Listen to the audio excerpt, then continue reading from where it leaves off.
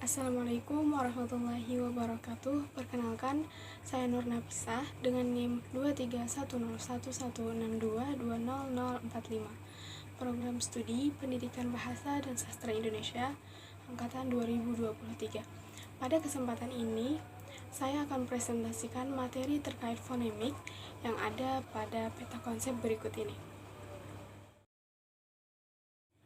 Masuk pada pembahasan. Fonemik itu apa sih, teman-teman? Fonemik adalah kajian atau analisa bunyi bahasa dengan memperhatikan statusnya sebagai pembeda makna. Bunyi bahasa yang diucapkan oleh manusia akan memiliki pembeda makna pada setiap bunyi bahasanya. Objek kajian dari fonemik adalah fonem. Fonem adalah bunyi bahasa yang dapat atau berfungsi membedakan makna. Fonem merupakan abstraksi atau gambaran dari satu atau sejumlah fon, baik berupa huruf vokal, huruf hidup, huruf konsonan, ataupun huruf mati. Penulisan sebuah fonem atau transkripsi fonem dituliskan dengan lambang berikut. Subbahasan selanjutnya adalah identifikasi fonem.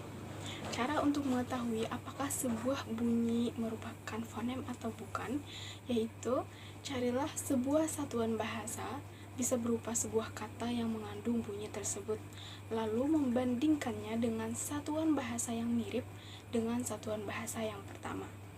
Kalau ternyata kedua satuan bahasa itu berbeda maknanya, maka berarti bunyi tersebut adalah sebuah fonem, karena dia bisa membedakan makna kedua satuan bahasa itu. Jadi, untuk membuktikan sebuah bunyi merupakan fonem atau bukan, harus dicari dan dibandingkan dengan pasangan minimalnya.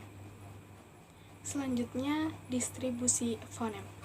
Distribusi fonem adalah letak atau beradanya sebuah fonem di dalam satu satuan ujaran yang kita sebut sebuah kata atau morfem.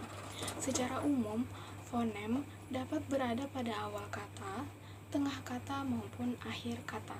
Secara khusus, satu per satu ada fonem yang dapat berada pada ketiga posisi itu, tetapi ada pula yang tidak dapat. Itu hanya berada pada posisi awal saja atau posisi akhir saja. Distribusi fonem terbagi menjadi 3, yakni yang pertama, distribusi vokal. Untuk lebih jelas, teman-teman bisa lihat pada tabel berikut.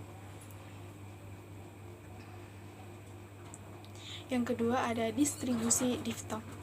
Diftong au dapat menduduki posisi awal dan posisi akhir seperti pada kata aula dan pulau. Tidak dapat menduduki posisi tengah. Kemudian diftong ai hanya menduduki posisi akhir seperti pada kata pantai dan landai.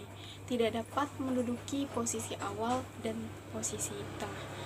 Kemudian ada diftong oi hanya menduduki posisi akhir seperti pada kata amboy, tidak menduduki posisi awal dan posisi tengah. Kemudian ada diftong ai juga hanya menduduki posisi akhir seperti pada contoh survei, tidak dapat menduduki posisi awal dan posisi tengah. Yang ketiga ada distribusi konsonan. Untuk lebih jelas bisa dilihat pada tabel berikut ini. Subbahasan selanjutnya adalah identifikasi alofon dan distribusinya. Alofon dapat dikatakan sebagai variasi bunyi yang terdapat pada sebuah fonem. Alofon pada dasarnya tidak memiliki makna yang berbeda dan hanya merupakan variasi bunyi suara yang terdapat pada fonem yang sama. Karakteristik alofon dipengaruhi oleh beberapa faktor, yakni yang pertama dipengaruhi oleh variasi dialek. Alofon bisa terjadi karena perbedaan dialek suatu bahasa. Dialek adalah variasi bahasa yang dipengaruhi oleh faktor geografis, sosial, budaya, dan sejarah dari suatu daerah. Misalnya di Jawa terdapat dialek Banyumas, Surakarta, Yogyakarta, dan masih banyak lagi. Setiap dialek memiliki alofon yang berbeda-beda. Kemudian karakteristik yang kedua adalah dipengaruhi oleh variasi aksen. Selain dialek, alofon juga bisa dipengaruhi oleh aksen, baik itu aksen regional, sosial, ataupun pendidikan. Aksen regional terbentuk karena perbedaan dalam pengucapan bahasa antara daerah satu dengan daerah lainnya.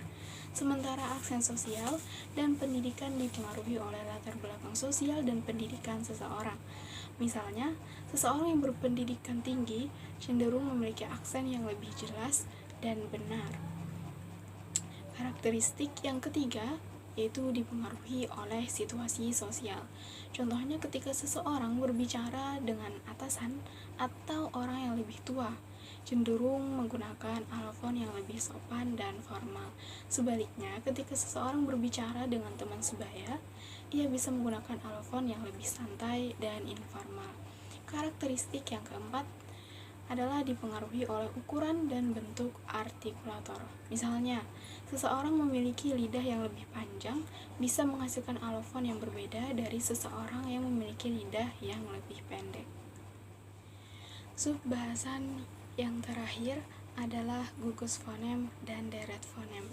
Gugus fonem adalah dua buah fonem yang berbeda tetapi berada dalam sebuah silabel atau suku kata. Sedangkan deret fonem adalah dua buah fonem yang berbeda meskipun berada dalam silabel berbeda namun letaknya berdampingan. Gugus dan deret fonem dibagi menjadi dua, yaitu yang pertama gugus dan deret vokal. Gugus vokal sama dengan diftong. Contoh dari gugus vokal adalah vokal A dan I pada kata rantai, vokal A dan U pada kata pantau, vokal O dan I pada kata sepoi, serta vokal E dan I pada kata survei. Kemudian, deret vokal adalah dua huruf vokal yang berdampingan namun terletak pada silabel yang berbeda. Contohnya adalah deret vokal A dan U pada kata laut dan daun. Yang kedua adalah gugus dan deret konsonan. Gugus konsonan disebut juga klaster. Contohnya adalah konsonan D dan R pada kata drama dan Dracula.